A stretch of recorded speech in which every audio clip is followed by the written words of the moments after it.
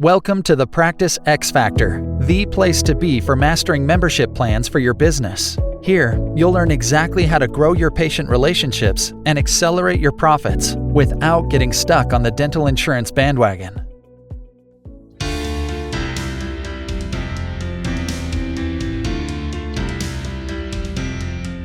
Hey, Tyler Williams at Pinecrest Practice Growth. Thanks for checking out today's video and this podcast recording where we're sharing the 4 daily intentions that you can implement with your team. We have this implemented into our morning huddle, and then we talk about it on a weekly, monthly, and quarterly basis. But I want to share this tool with you that we've created so that you can get some clarity with your team and avoid the urgency dumpster fire trap that so many of us have fallen into.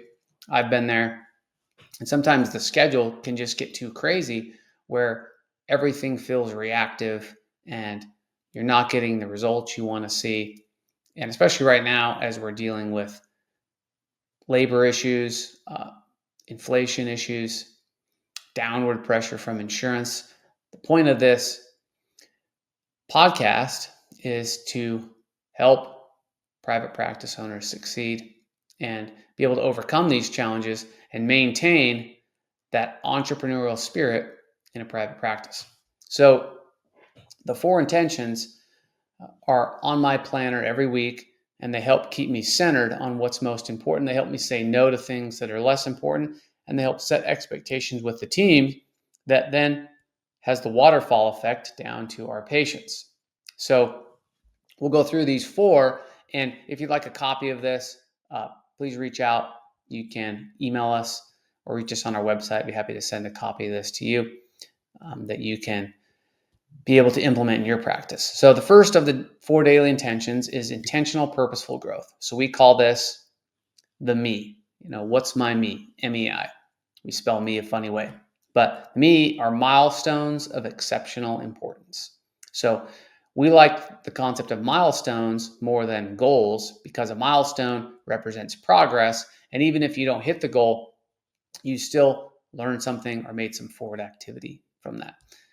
These are implemented by what we call the 20-80 flip. So you're probably familiar with the 80-20 or the Pareto principle, which talks about 80% of what you do gives you 20% of your results, and then 20% of what you do gives you 80% of your results. And so we flip that around and we say, let's focus on the 20% of our patients or our activities. They're going to give us 80% of the results first, and then we can worry about the other 80% of stuff that's going to bring us 20%. The second one is intentional scheduling. We have an acronym we use called RAD.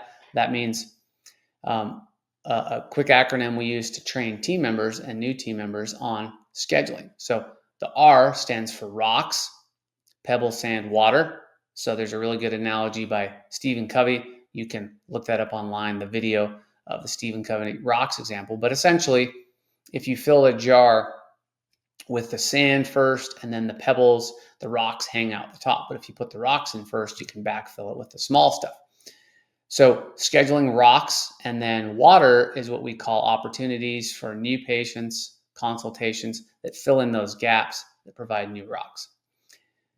A stands for A's, D's, and H's. So make sure that each appointment has the number of A's specified, which is assistant or admin team members, the D's specified, which is doctor time, and then the H's specified, which is hygiene time. And by using those letters, you can be realistic about not overlapping people or jamming too much in your schedule. You may need to time how long some of these procedures take.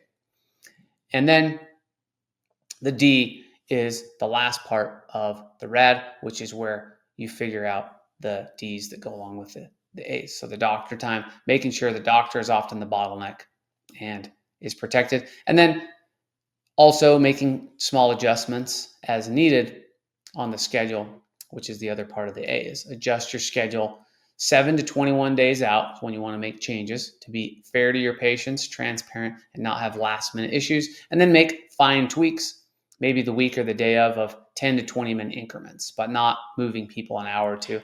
We believe that is not a good way to serve our patients.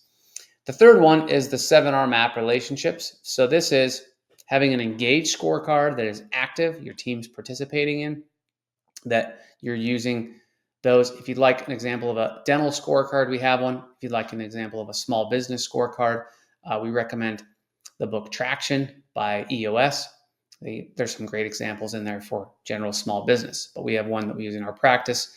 Be happy to share. And keeping the team accountable to your scorecard, because that's where you can measure the progress and those milestones. That scorecard should be active, meaning it's looked at regularly, and you have both lead indicators, which look at the future, and lag indicators that tell what happened. A lot of practices just look at the lag indicators, and they're not thinking about what's in the pipeline, what's in the feeder for new patients, new opportunities, and treatment. The fourth intention is the profit. And this is where the waterfall effect really happens, is you have to design your schedule and your practice that profitability comes first, because then that trickles down to ensuring the team and the doctor and the vendors are paid, which then trickles down into excellent and exceptional patient care. But if you don't have that in the proper order, then you'll get really tight on budgets, and you'll get tight on payroll, and you won't have the ability to grow and expand your practice the way you want to. So we found that's really helpful for us in focusing on the profit. There's a great book by Mike McAllowitz called Profit First, and there's also a version called Profit First for Dentists. And those are some really great resources as well that will help you put this mindset in place.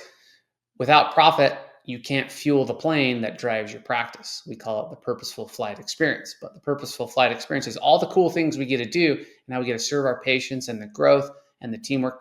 But without profit, that is not sustainable and will be short-lived. So we hope you found this helpful. Please send us your comments. And for resources outside of what we've talked about, you can check out our other episodes, and we'll look forward to seeing you on the next episode of the Practice X Factor. Thanks for joining us today, and we'll see you soon. For more tools and tips on how to create an X Factor membership practice, visit yourpracticegrowth.com and subscribe to our free weekly email today.